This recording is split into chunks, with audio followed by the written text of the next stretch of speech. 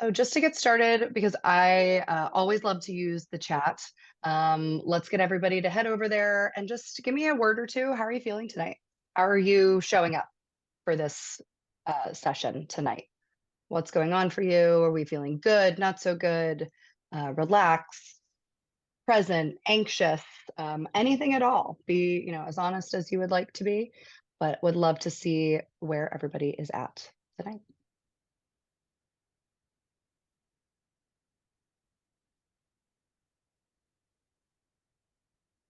Snow day. Nice. Yes. Love it.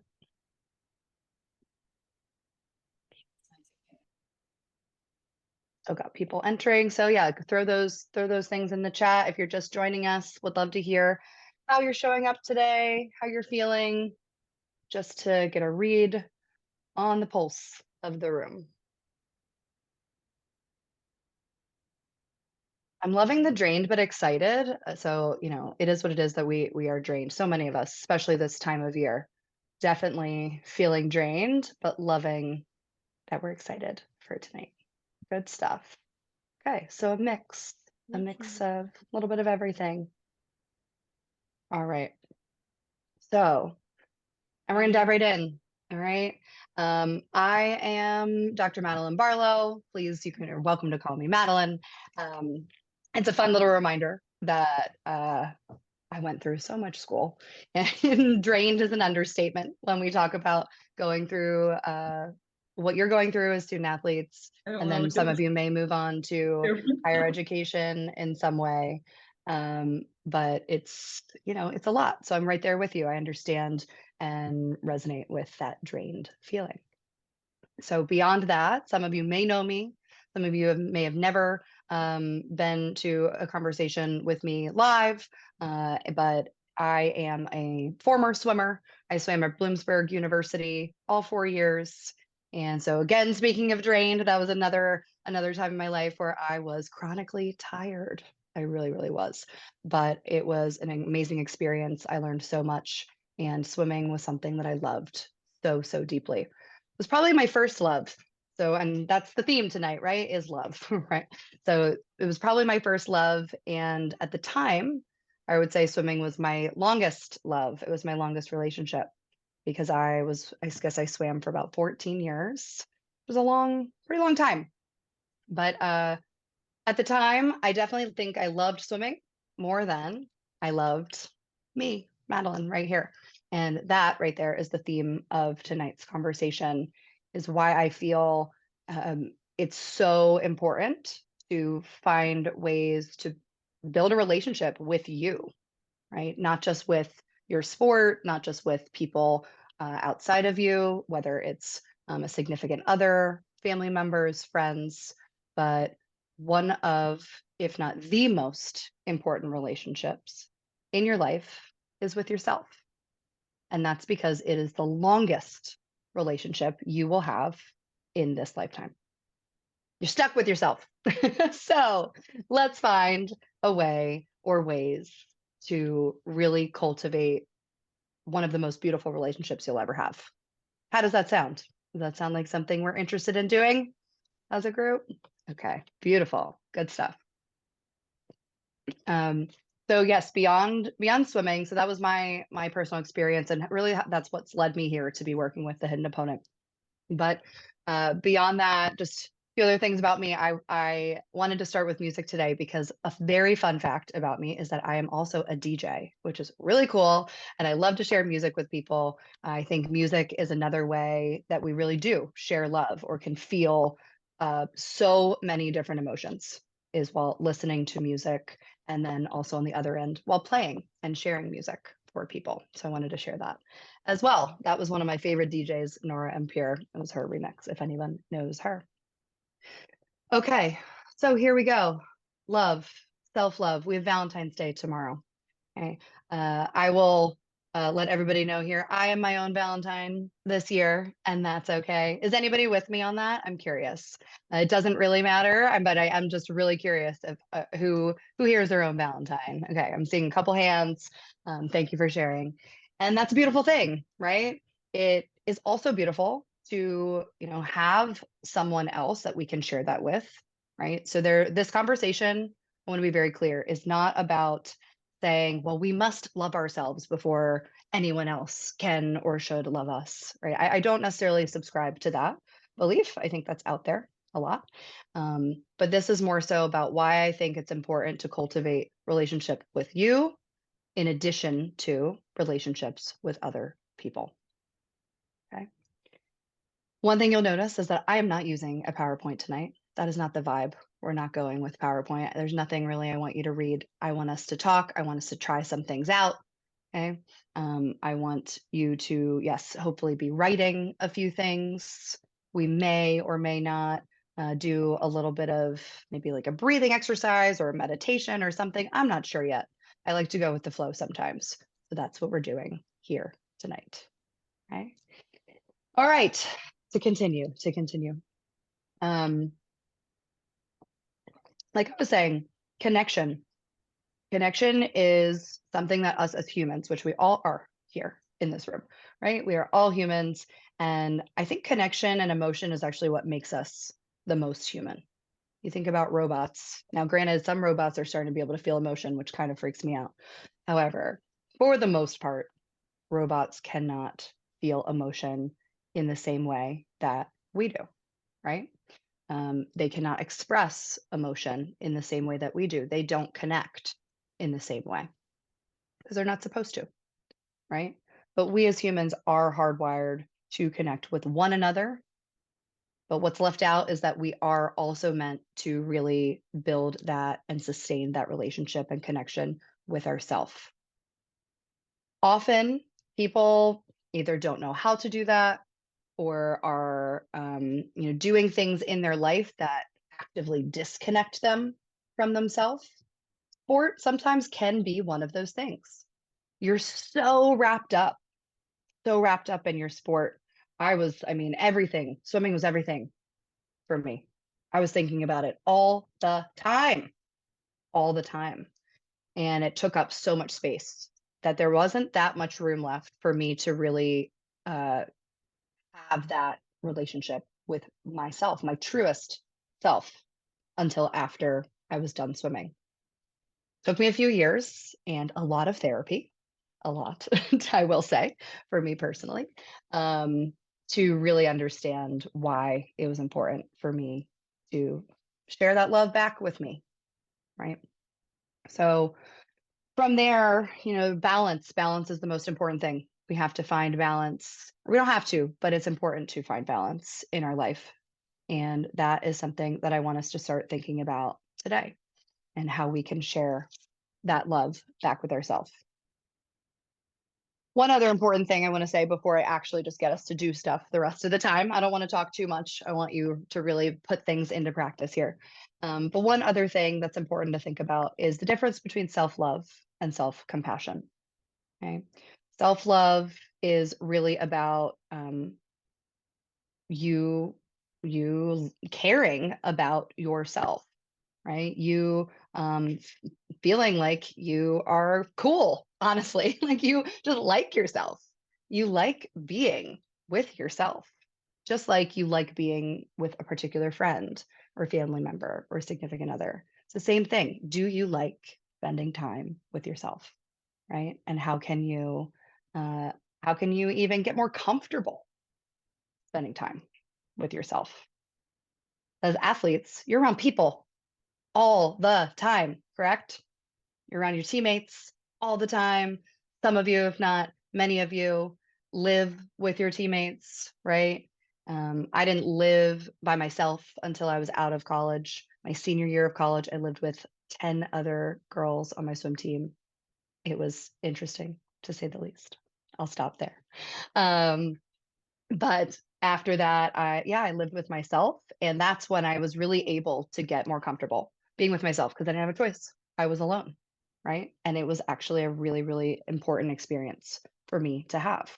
I see someone with a dog. I have a dog as well. He's downstairs. I love that you're cuddling with your dog. So cute. Um, and but still, still having some level of connection with someone else too, because that's why I got my dog. I started to get a little lonely living by myself, and that's okay, right? But finding ways to be comfy with you and just you is really important. Finding ways to slow down, which athletes are also not typically very used to, and that's okay. It's just how it goes, right? But finding ways to slow down and really tune in. Who am I? What am I good at? What do I like? What makes me me? So those are some of the questions that I'm going to start us off with for you to consider. So I said I would love for you to have something to write with. And if you really don't, if you don't have a notebook, okay, that's fine. Grab your phone, note section of your phone. Would love it to be pencil or pen to paper. It just hits different to journal in a notebook. It really does. It is not the same doing it on your phone, but it's okay for the time being. All right. So grab a notebook. And the very first thing I would love for everyone here to think about is that last question I asked, which is what makes you you? Okay. Simple as that. This is, it doesn't have to be so deep, but how would you describe yourself? And here's the tricky part. I want you to think about this without talking about your sport. Okay. What makes you you? We'll spend a minute or two on that, and then we'll maybe share a couple things.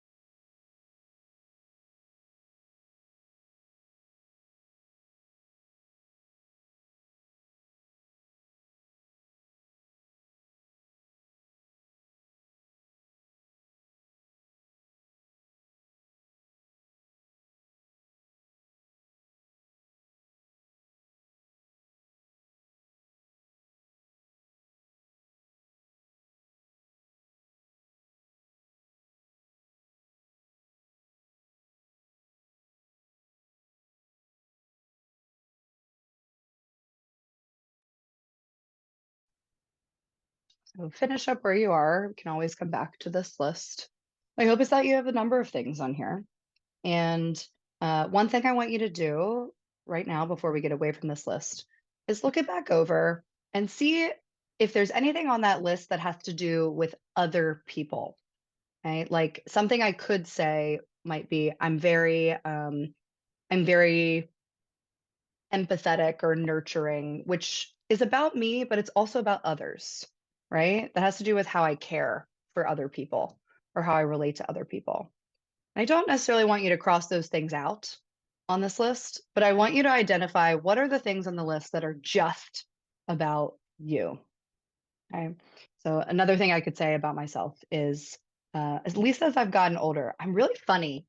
Like I have the tendency to not, I couldn't go do stand-up comedy. Gosh, no, absolutely not.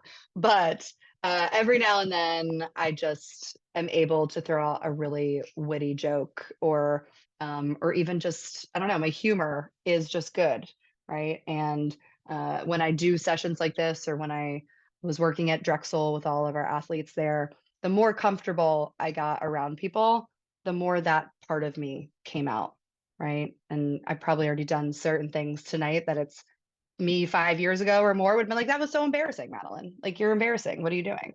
Right? That was weird. That's not cool. And now I'm like, but this is who I am. This is who I am. And that is what makes it cool. And that is something I love about myself.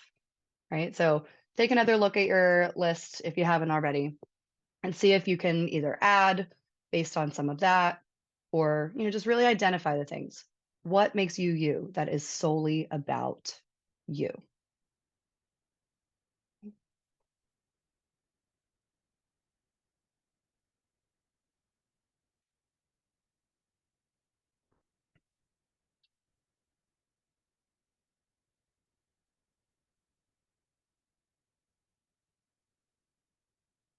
And when you're done with that, I'd love if we could throw some things in the chat. I want to see who's in this group right now, even if it's just one thing about yourself, right? What's one thing that you are open to sharing with us about yourself? Love to see some stuff.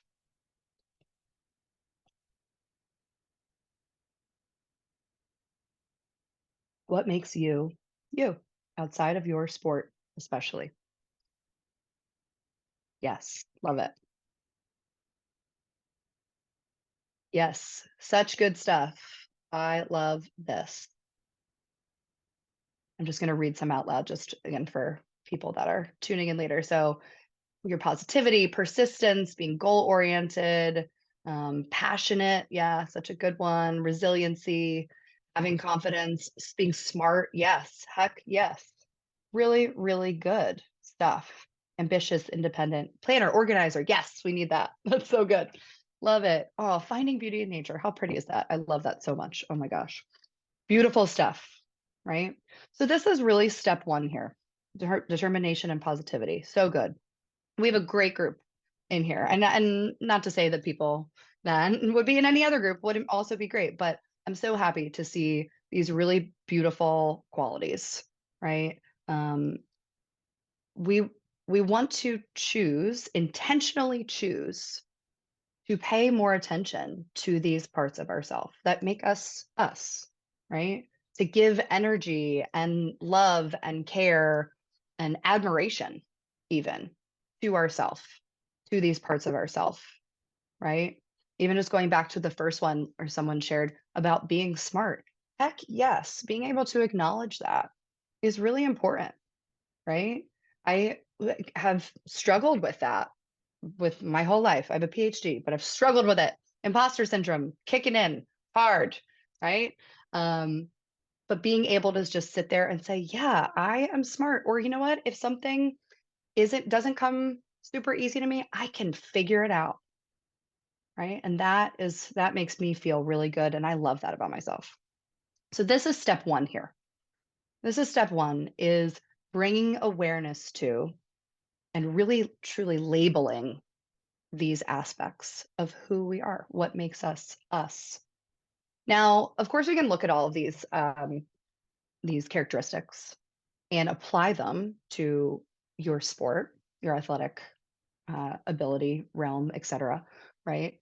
And probably most of these are part of what makes you really successful in that realm, and that's fantastic. But I wanted to have you all think about this in regard to just you as you. Step one. Okay. Bringing awareness to who you are outside of your sport. Beautiful stuff. Okay. Uh, Step number two, to go a little bit deeper, I was talking with someone about this earlier, and in relation to her sport, she's a basketball player, but I applied it to relationships with a significant other. And a lot of people tend to fall in love with potential. I've done it. I will be the first to admit it, that I've fallen in love with potential. Many of us do, and it is what it is. It happens. And sometimes that can happen with us as well, because we do know where we're capable of going, right? We can feel that. Sometimes it's harder. Some days it's harder than others to feel that.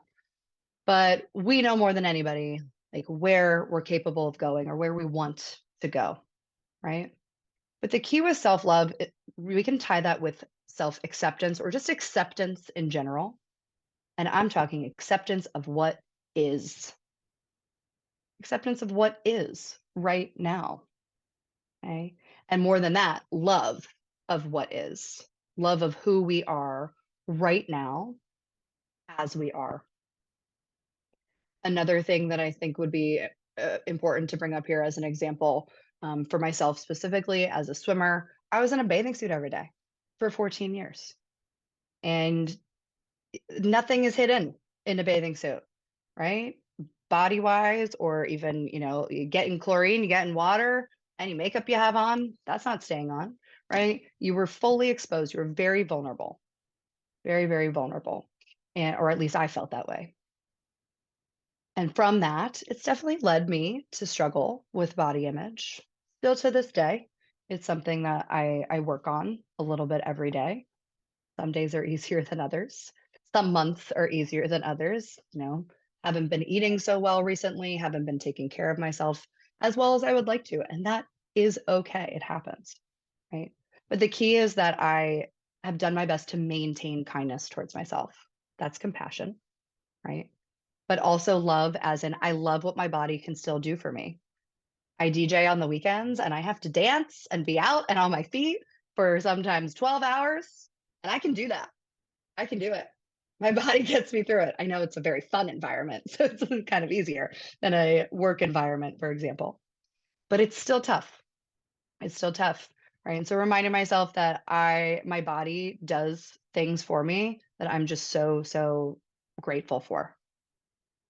So this is another way that we can really cultivate that self-love, is by thinking about the areas in our life that, yes, might be tough or might, require a little bit more compassion, but then we give that gratitude.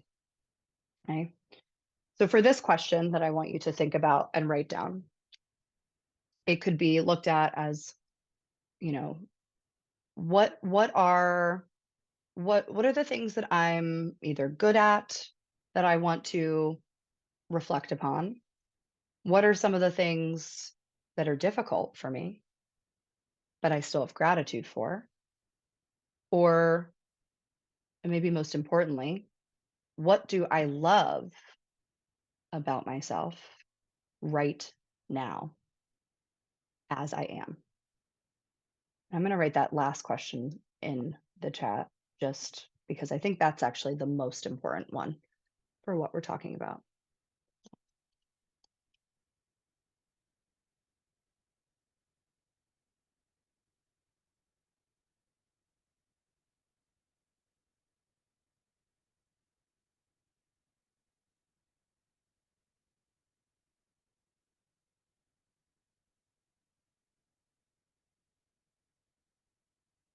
The grammar on that's a little funky, but it's fine. You get the point. All right. What do I love about myself as is right now? Okay. Trying to make the point of this present moment, where we are, where our 2 feet are right now. What do you love about you? Anything at all? And nothing's too small for this. I want to be very clear. Nothing's too small. If it feels good to you, if it feels right to you, then it's enough.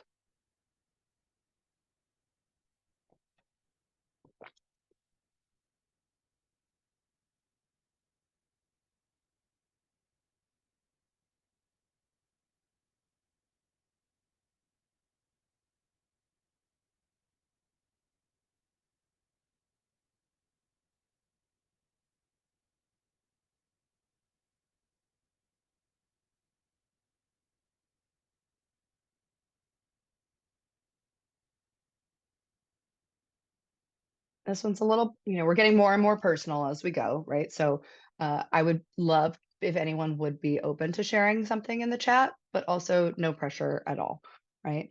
Um, totally, totally up to you. But if you would like to, we'd love to hear, what do you love about yourself right now, right where you are in this moment?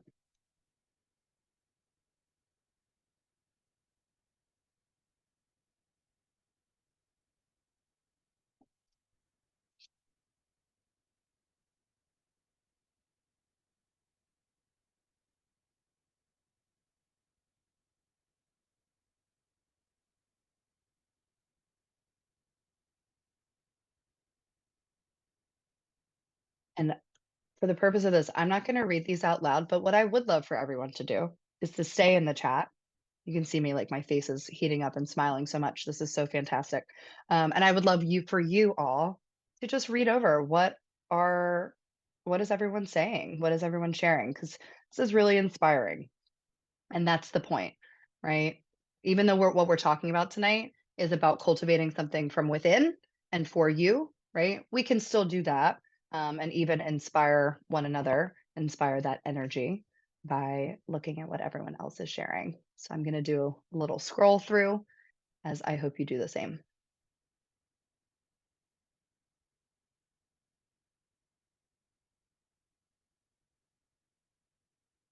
So good.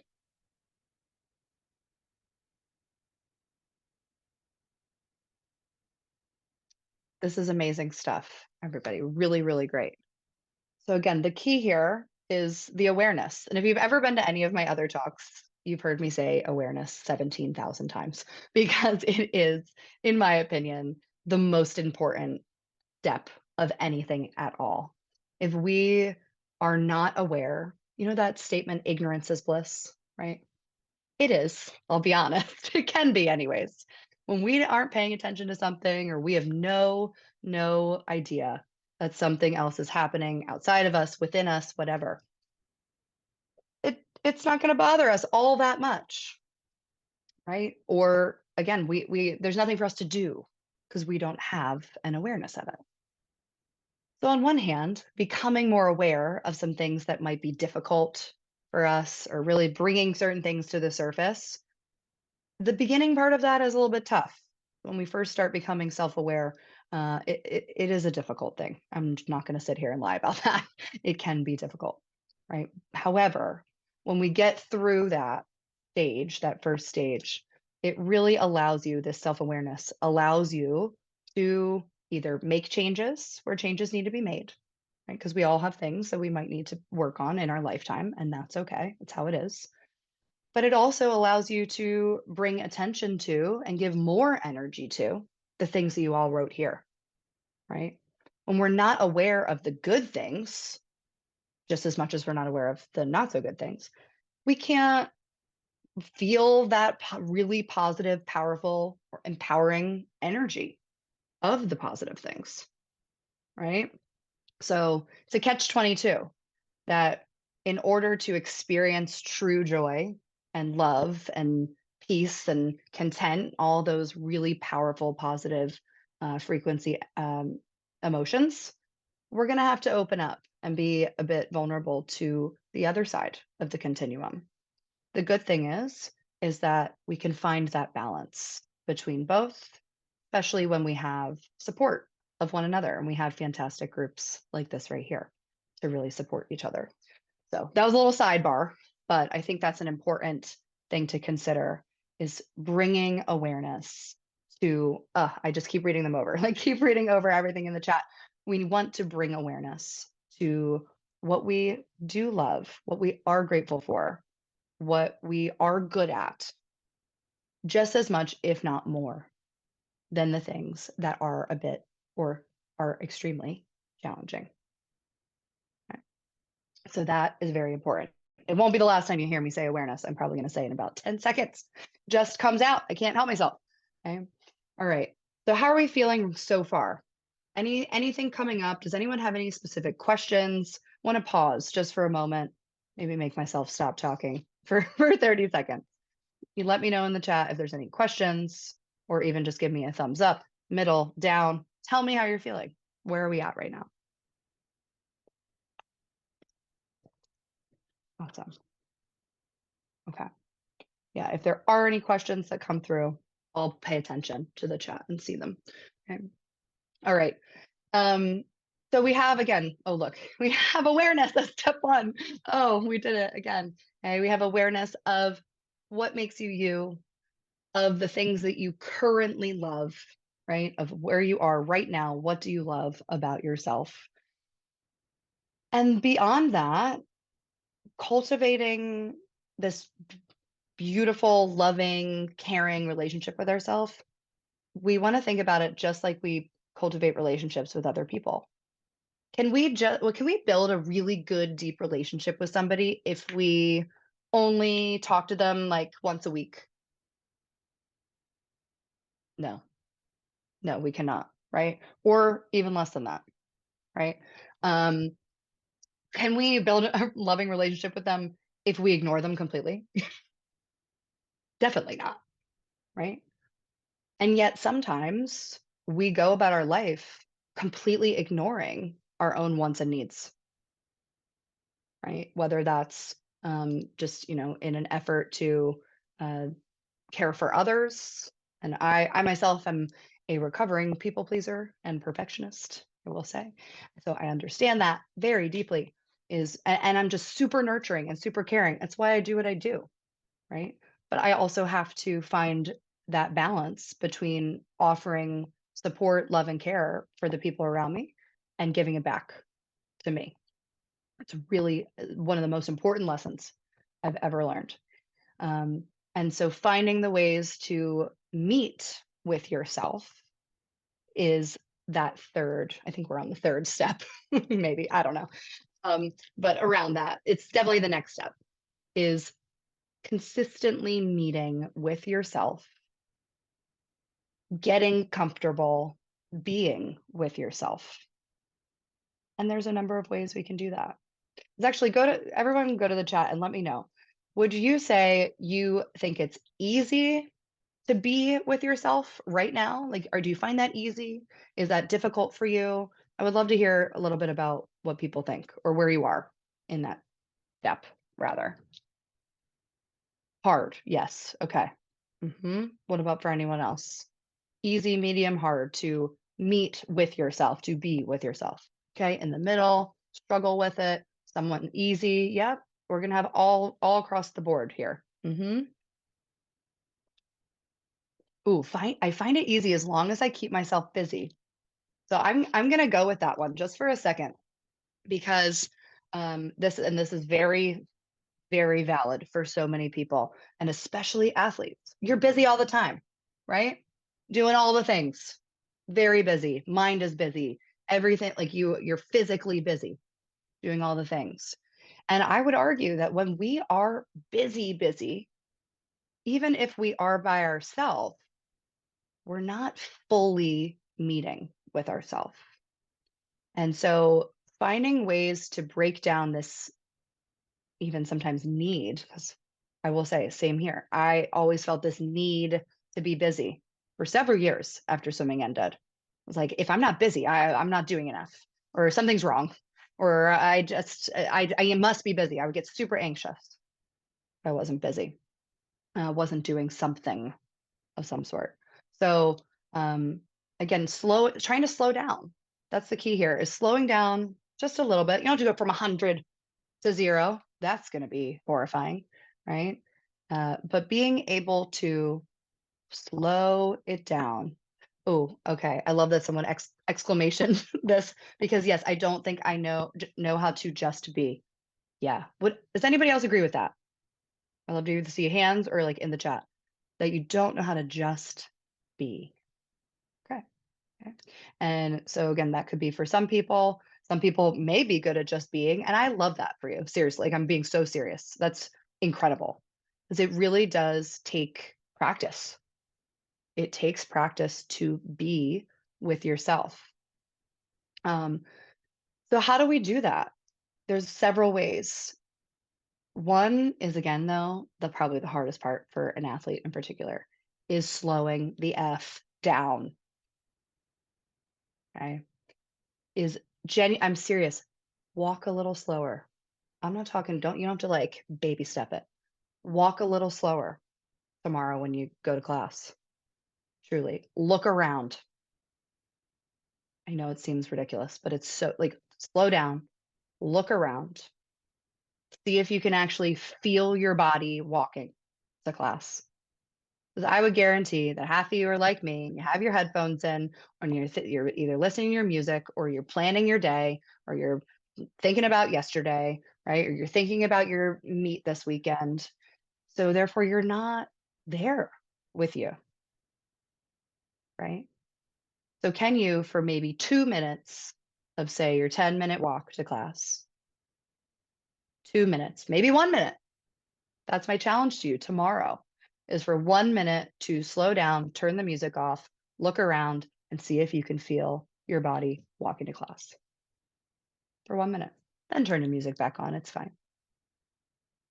The more you do that, even in really, really small increments, the more you meet with yourself for that 1 minute, and then you do it again, maybe on the way back home, and then you do it again the next day, and again and again. It's just like when you do the same drill over and over again at practice, you get better at it, right? So another thing, oh, love this, Meredith. Thank you for saying that. My coach does a really good job of challenging us every day to be where your feet are. Yes, that is my favorite saying. I love it. Yes. Present moment. Be right here. So good. And even saying of challenging you, right? Because it is challenging. I'm not sitting here saying it's easy because it's not. It's not. So at the beginning of anything, when you first learn a new skill, it will feel challenging. And you might feel anxious, you might feel uncomfortable. And that's why do things in little doses. Ooh, okay. So what if we don't like here? So that's a big, potentially even very heavy question. Yeah. And that is probably one of the biggest barriers to everything we're talking about. And so the key would be is that we start there, figuring out how can we make adjustments so that we can like here, right? Whatever that means to you is really trying to cultivate the environment as well. And I know it's not always possible to make big changes. Sometimes we can at least make those lower level, those smaller changes for ourselves. Um, I'm even going to be honest about a big change that I don't regret much. I don't like to hold on to things necessarily. I will say one of the things that I always wished I had done was transfer colleges. I don't talk about it much. I really don't. I actually could find myself getting emotional thinking about it. And I didn't because I was like, it's going to be better next year. And I said it every year for 4 years. It wasn't better. It wasn't better. But I really tried my best to just push through. And so yeah, that's a bigger level, right? That's a bigger level change of environment of the here, right? And it could go all the way down to, changing your living arrangement, or sometimes it's even just changing how your room is set up, right? Because your room feels suffocating or something, right? Whatever that means to you, start there. See if you can make some adjustments to your environment so you at least feel a little bit more comfortable in that space, wherever here is. Okay. Because, yes, if we're not super comfortable in that, it's going to be hard to feel that we can relax even for a moment and be, right? To just be. Like I said, we're not going from 100 to 0. Your whole nervous system will just explode if we try to go from 100 to 0. Don't want to do that. I've tried it. It doesn't work. It doesn't end well, typically. Okay. Um, so that's why tonight, even that's actually a great example of why tonight I don't necessarily want to do a seated breathing exercise or meditation. Because something I have learned over the years working with athletes in particular is that if you're not able or wanting to be with yourself in that moment, it's not going to do what it's meant to do. It'll probably make you feel more anxious and uncomfortable and super vulnerable in a way where you may also feel unsupported in that space.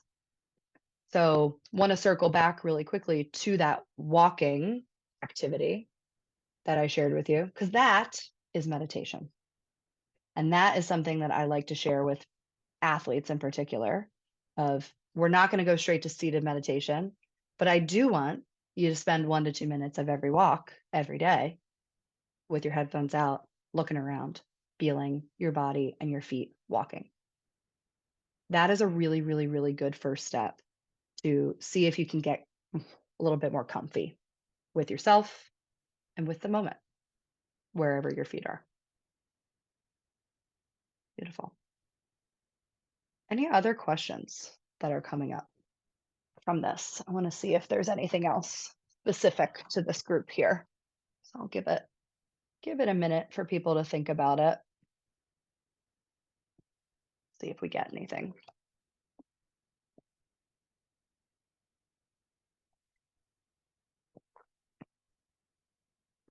Oh, how do you get better at stopping overthinking? Okay. Yeah, practice. You know, probably not going to like that answer. A lot of answers that I would give to how can you get better at X or how can you stop doing Y really will be practice. So I don't think I mentioned it at the beginning of this call, but one for the hidden opponent, my role is director of programming.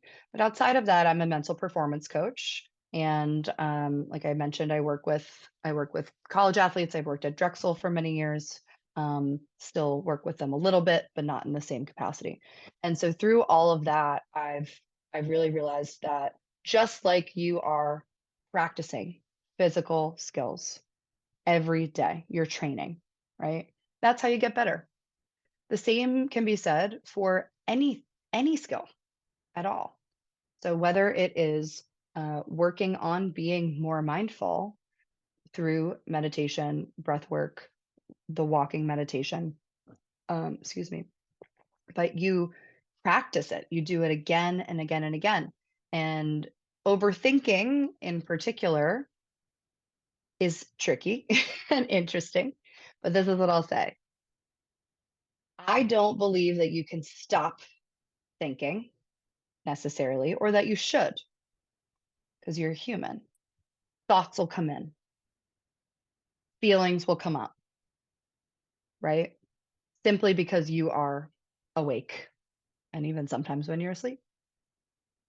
What you can do is practice the skill of mindfulness, which teaches you to notice the thinking.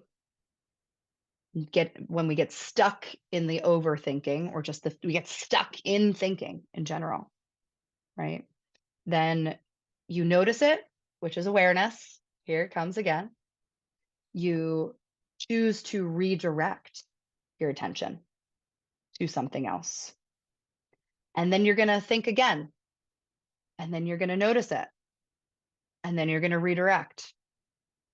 Repeat, repeat, repeat. Think about it as if you are lifting a weight.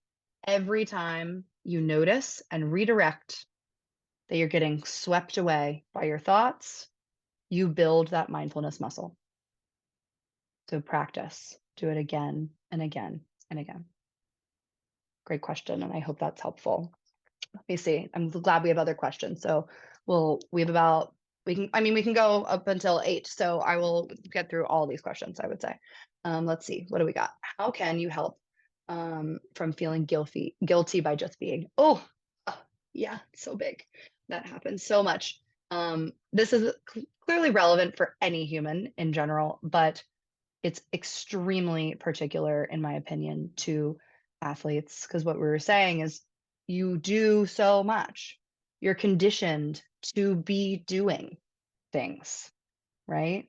Really taught that like more is good in regard to training, even though my hope is that we're getting to a place of realizing that more isn't always good, physically, mentally. But that is sport. Sport teaches us that we should be doing all the things, and that when we rest, we should feel bad about it, right? So I'm going to give a very similar answer, which is what's wild, is that we practice resting again and again and again. I know that seems funky. Practice resting, Madeline. What are you talking about? You rest for 5 minutes and then you go back to something. And then after like an hour, you take another 5-minute rest, right? Instead of trying to be like, well, I'm just going to rest and be for 2+ hours. That's like the going from 100 to 0 type thing. Same thing, right? Where your nervous system's going to be like, I don't like it. I don't like it. I don't like it. We can't do this. This isn't good. This is bad, even though it's not bad, but you have been conditioned to feel bad or guilty about that rest. So take it in smaller doses. Take it in smaller doses. Rest, allow yourself to just be, go outside, especially when it's nice out anyways, just like have your face in the sun for 5 minutes. Um, and then go back to things before too much of that guilt or anxiety kind of comes in hot. All right. Because you're giving yourself an opportunity to try it out and to show your body, your nervous system, your mind, okay, that's not so bad. Okay, cool. That's all right. Like you just want to get curious about it. You want to make your mind, body, nervous system curious about rest and just being. All right. And eventually you might be able to do it for a little bit longer and not really feel too much of that nervousness, worry, guilt, etc., whatever you in particular, anyone here is feeling. Okay. And then eventually, who knows, maybe one day you will be able to just rest an entire day. I will say I can rest an entire day now. It's glorious. It really is. Um, but it takes time. And another thing a lot of people don't like to hear, patience. Patience, a little bit of grace for yourself, that compassion we were talking about, and knowing that just because, you're like, well, yeah, I'm just going to rest and it's going to be perfectly fine. But then, and it's like, oh, and I'm not feeling guilt. And then that guilt comes in. Be nice to yourself. It's okay. It's okay. That's your, your habit of mind, I like to call it. That's where you are right now. So it takes time, just like anything else. So give yourself time, practice, compassion. All right. Oh, cool. So that I end on the word compassion, and the next question is about compassion. Look at that. Yeah. So talk a little bit more about self-compassion, if it's different from self-love. Yes, it is. Right. So we were saying self-love is more so what do you like about yourself, and just the act of liking yourself. I always hate to use the word and the definition, but like we know what love is, right? I really feel like everyone in this group anyways knows what love is. It's big. Love is big and it's bold and it's beautiful. And oh God, I'm going to like cry talking about love. I love love. I love love. And that's why I think it's so, so, so important for us to be able to feel that towards ourselves, not just someone outside of ourselves, right? We deserve to feel that from ourselves as well. We deserve to be able to validate ourselves just like we can get that from outside of ourselves. Okay, so self love is the act of sharing that feeling, that emotion, that energy back with you, with yourself in the moment. Okay. And then self compassion is the act of being able to forgive yourself, is one way of thinking about it. Right. Or again, being kind to yourself. Like we were giving examples, there's moments where um, I was, again, the athlete I was talking with earlier, she made a mistake and she made it twice in a row this past weekend, and she got really, really, really critical and hard on herself. And I said, first of all, it's okay that you did get hard on yourself and critical. That's where you are, and that's all right. And it's normal to be upset with yourself about a mistake. But how quickly can you also come back around and say, hey, listen, it is what it is. I will say it's one of my favorite statements. I got it tattooed on myself because I have to remind myself it is what it is, as in that happened. Acceptance. That happened. I still like we are okay. Everything's going to be okay. I forgive you, even if it needs to go that extreme. I forgive you, as in myself, for that moment, for that mistake, for whatever it is. And so just like you would share compassion, aka caring, you care about someone outside of you, you can similarly share that compassion, caring, forgiveness with yourself. Okay, let's see. Okay, we got two more. And if there's, I'll answer these two because we'll take us till the end. If there's any other questions or anything at all, please, you're welcome to email me. I'll put that in here really quickly. Actually, this is my my business email versus the EHO email. So let me do that quickly. Mm,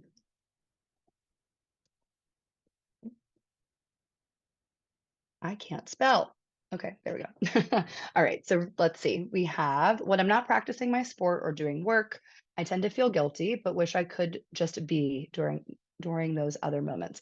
Yeah, so again, that really comes in with what we were talking about a few minutes ago. Is it, it's practice, it's time, right? It's being compassionate with yourself, giving that care and love, tending to yourself is another way to think about it. Like just as if people, it's a kind of a corny example, but we're here talking about self-love today and it's corny sometimes. It is a little corny.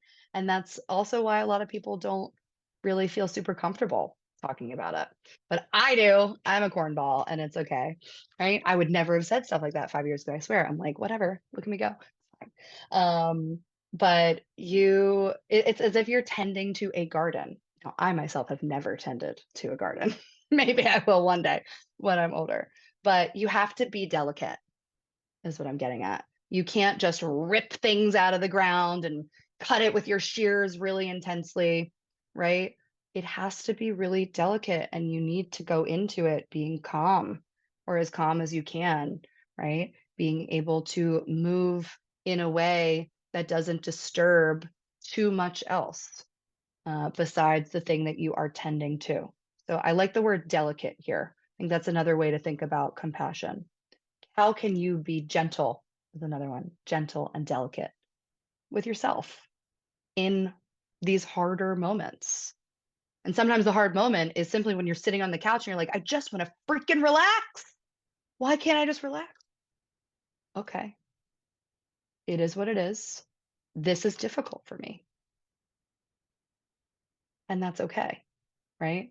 Giving yourself that momentary grace of like, all right, you know what? Maybe I'll go and do something for 5 minutes, and then I'm going to come back and I'm going to sit again and see how that feels. Or maybe not even get up and go do something, but another way that I like to help or teach people to get or release energy, just move in general. Sometimes your body will register moving, some type of movement as enough, right? Your mind and body would be like, oh, okay, she's doing something. They're doing something, right? Like, yeah, my body's like, yeah, cool, cool, cool. All right, we're doing something. That's good. That's good. Even if you're genuinely just getting up to go to the bathroom, right? Or even standing up where you are and just like shaking it out, or putting on a song in your living room and dancing around the living room. I do that very often, and it's very, very lovely. Okay. So moving out energy, not going outside and going for a run or doing something super intense.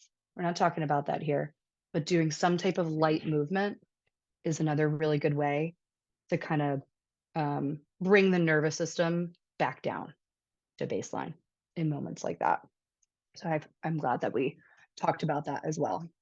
Okay, last question. What do we got? How do you balance meeting with yourself where you are loving yourself with growing and increasing self-love? Yeah, that's a good question because you know what? Sometimes we need to just maintain, right? Like whatever we're doing, we get to a certain place. We don't want to just be reaching higher and higher and higher. And that's something that athletes do and are taught to do, right? Is always reaching your goals and then going after more goals or getting better at something. But when we're talking about this here, I really want you to consider that um, honestly, I think the like we should be leaning more towards the being being in the meeting meeting with ourselves, um, doing that a little bit more often because in reality that in and of itself is deepening the connection, giving yourself quality time. I don't know if people know about like love languages and stuff. One of them is quality time. Mine's definitely quality time, or one of them for sure is. And you can do that with yourself as well. The more you do meet yourself and have quality time, you're directly, more or less directly, increasing self love. without having to do that much, right? You're not having to sit down with your journal and write things like we did here. You're not having to do a specific meditation or breathing exercise or what have you. Really just the act of being here, it like coming home. You're coming home to yourself. I always like to say that phrase as well. Building a home within yourself that feels good enough to be in is another really good thing. So that part might be more of the how do we increase it is okay, do the things that really make you want to be meeting with yourself, right? And then on the flip side, once you've cultivated that, it's really just about consistently coming home and being. Beautiful. Really, really, really good questions. I hope that answered that. Sometimes we go on this fun little journey, if not always go on this fun little journey together. But overall, the key points here are awareness, right? Awareness of the things that I asked you to write down earlier, giving more energy to those things that you recognize make you you, and to the things that you love about yourself as you are right now. And then finally, meeting with yourself consistently while also creating that home within yourself that you feel comfortable enough wanting to be in on your own. Beautiful. All right. Anything else from anyone at all? This was a really great conversation. And go get yourself some chocolate tomorrow if you like it. Because I am. Some flowers, some chocolate. Buy yourself flowers. That's a good one. I love buying myself flowers. All right. Amazing. Thank you, everybody. Have a great night.